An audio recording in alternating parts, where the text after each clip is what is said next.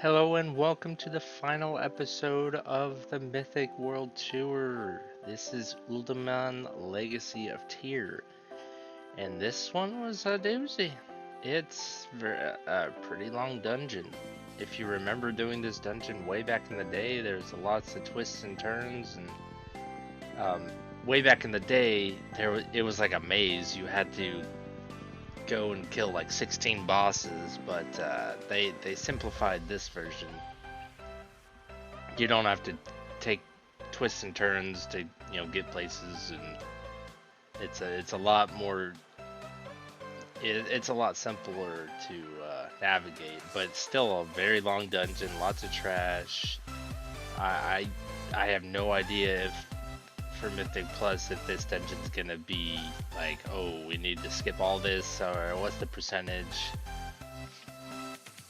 So far, if you have noticed, there are mobs that do an AoE around them that do a stun, and like a dumbass that I am, most of the time I'm not running out, because I'm just being lazy. Alright, here are the first bosses. The Lost Vikings here. Just AoE cleave them down. There's a ricocheting shield right there that targets a random person. The circle around you, if anyone's in it, it'll ricochet, it'll damage them as well, so try not to stand on someone. Olaf then casts something that you need to interrupt, so just swap to him, interrupt that. They do not have a shared health pool. I'm pretty sure you have to get them all down to a certain percentage to deactivate them. And just like that, they go in the rowboat and throw a bunch of fire out. You just dodge the fire while doing damage. Right, so the next trash mobs, they do have a few casters. Just interrupt as much as you can. It's not the end of the world if the casts get off, but it does help out, the healer and the tank. So I definitely this next ball, I definitely recommend everyone line of sight, because those three guys, they just keep throwing rocks at everybody. If everyone pulls to the left and goes around the corner, they would all run. So I like using line of sight to group up range targets, but not every tank does.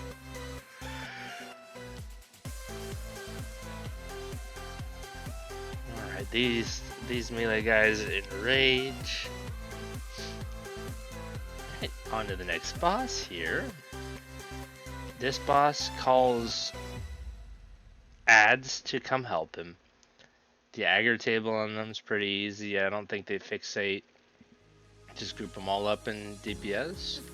He then spawns a totem that has a circle around it. If after a certain amount of time that the totem's not dealt with, it does damage to everyone. So you want to kill the totem because it stuns him. And then rinse and repeat.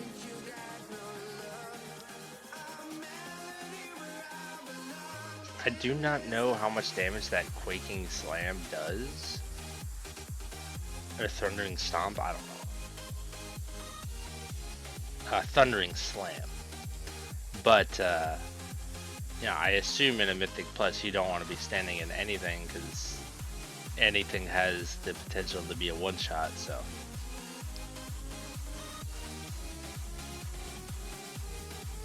The trash in this dungeon, I mean, there's just so much. I have no idea how Mythic Plus is going to be for this, because I haven't really seen much to like skip. Maybe you could possibly skip the trash mobs here.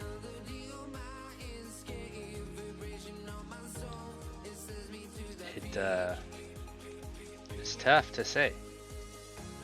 I mean, I'm sure there's Mythic Plus videos out there from the beta, but that's beta, and stuff could change.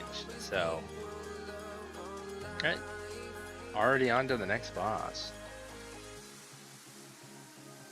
Alright, so I believe what this boss does, he gets a titanic empowerment, which makes him very, very strong and do more damage. The tank is supposed to run him through the stuns there. And me being the dumbass, okay, the reason why I did this, and it's so funny that I did, my DBM shouted, it literally shouted to me, stand in circle. That's what it said. It said stand in circle. I'm like, what? Those circles? Okay, So I just jumped in one, and I don't think I did that right. So I'm like, oh, well, okay, don't follow DBM word for word, because, yeah, they're weirdos. But anyways, we got that down. It's pretty much, when he gets empowered, the tank's supposed to kite the boss into those stun orbs.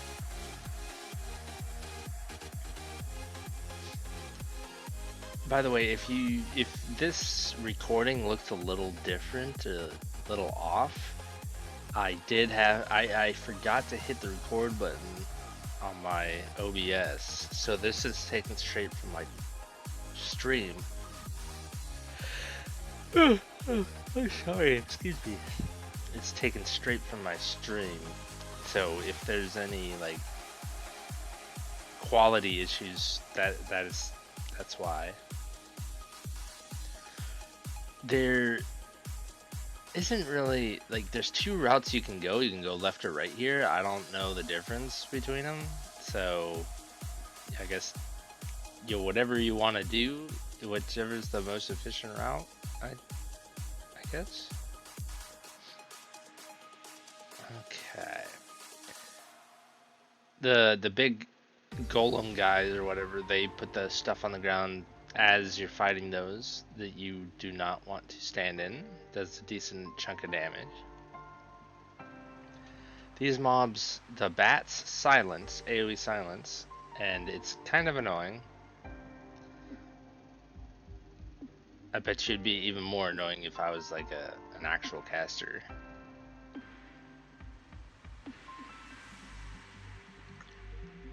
Deal with these spiders and then the door opens. And here's another boss. Alright, so I don't know the intricate ins and outs of this boss. I just know that around the room there are mobs that are like shooting fire out, so you want to dodge the fire. I just saw a ring around me. Unstable embers, move away from others, so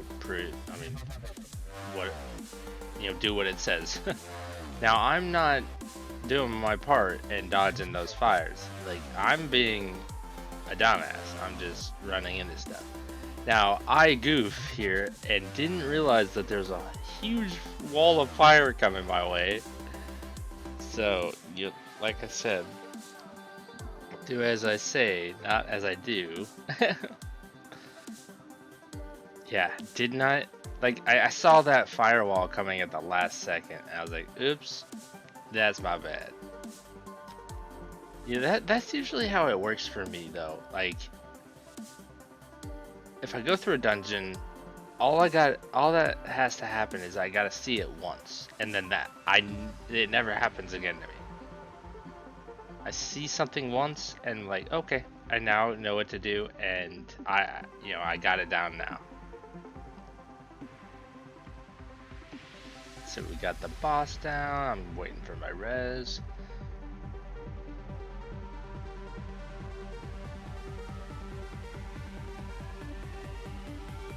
Okay, so the next trash mobs,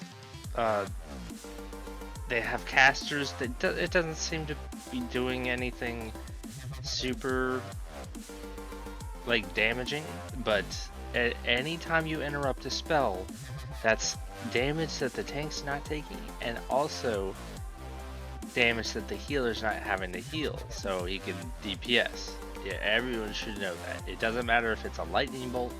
Now, if you know mobs in the dungeon do a certain thing that you definitely want to interrupt, and you don't want to waste your interrupt on something, sure. But if mobs do not do something, they do something crappy, then you can interrupt that. A perfect example is, like if a mob has a healing spell, but he casts like lightning bolts in between, well, you're not gonna want to use your interrupt on a lightning bolt when he has a healing wave coming, and you're just like, well, crap. So, like, if you're in Discord or something and you're coordinating interrupts, sure, you can have someone deal with the healing wave, and everyone else can deal with the lightning bolts. Things like that. When I do this dungeon on heroic or normal, man, the amount of times I'm pulling just like everything, I pull like 16 groups of mobs and then I run around a corner in line of sight. It's just so fast. That's probably what we're gonna end up seeing in the MDI, which is I can't wait to see. We're probably gonna see Prout Warriors again, which is nice, but I think they're a little OP right now.